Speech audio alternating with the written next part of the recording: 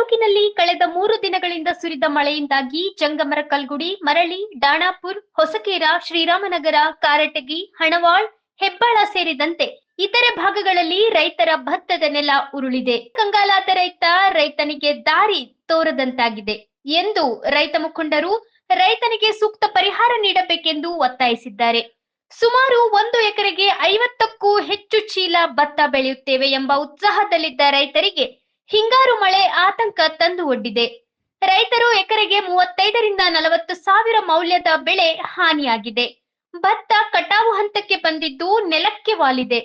ಯಂತ್ರದಿಂದ ಭತ್ತದ ಕಟಾವು ಮಾಡಿಸಿದರೆ ಸಾಕಷ್ಟು ಸಮಯ ಹಿಡಿದು ಹೆಚ್ಚಿನ ಹಣ ವ್ಯಯ ಮಾಡಬೇಕಾಗುತ್ತದೆ ಎಂದು ಭಾರತೀಯ ಕ್ರಾಂತಿಕಾರಿ ಕಿಸಾನ್ ಸೇನಾರಿ ದೆಹಲಿಯ ರೈತ ಸಂಘದ ಜಿಲ್ಲಾಧ್ಯಕ್ಷರಾದಂತಹ ದೊಡ್ಡ ಭರಮಣ್ಣ ಪತ್ರಿಕಾ ಪ್ರಕಟಣೆ ಮೂಲಕ ಸರ್ಕಾರಕ್ಕೆ ಒತ್ತಾಯ.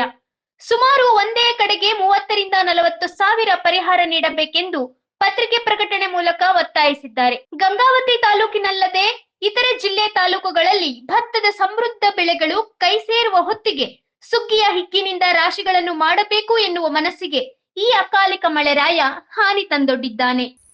ಈ ಕೊಪ್ಪಳ ಜಿಲ್ಲಾ ಗಂಗಾವತಿ ತಾಲೂಕು ಮತ್ತು ಕಾಟಗಿ ತಾಲೂಕಿನಾದ್ಯಂತ 1 ವಾರದಿಂದ ಸುರಿದಂಥ ಮಳೆಯಿಂದಾಗಿ ಸುಮಾರು ಎಕರೆಗಳಲ್ಲಿ ಬೆಳೆದಂಥ ಒಂದು ಭತ್ತವು ಇವತ್ತು ನೆಲ ಕಚ್ಚಿರುತ್ತದೆ. ಈ ಒಂದು ಎಕರೆಗೆ ಸುಮಾರು 35 ರಿಂದ 45 ಸಾವಿರ ರೂಪಾಯಿ ಖರ್ಚು ಮಾಡಿರ್ತಾನೆ ರೈತ. ನೋಡಿ, ಹೋದ ವರ್ಷ ಸಹಿತ ಇದೇ ಥರ ಆಗಿದೆ. ನಮಗೆ ಇದೇ ಬೆಳೆ ಲಾಸ್ ಆಗಿಬಿಟ್ಟು ಸುಮಾರು ಬೆರಳೆಣಿಕೆ ಅಷ್ಟೇ ಜನರಿಗೆ ಪರಿಹಾರ ಒದಗ್ಸ್ಯಾರ.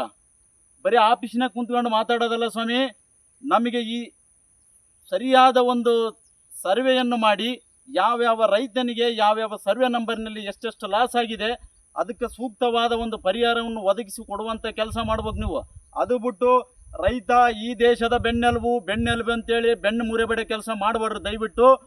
ನೋಡಿ, ಒಂದೊಂದು ಸಾರಿ ರೈತನಿಗೆ ಹೆಂಗಾಗ್ತದಂದ್ರೆ ಈ ಒಂದು ಕೃಷಿಗಾರಿಕೆ ಯಾಕೆ ಮಾಡ್ತೀವಿ ಅನ್ನೋದೇ ಅಂತೇಳಿ ಅಷ್ಟು ಮನಸ್ಸಿಗೆ ಬೇಸರ ಆಗ್ತದೆ.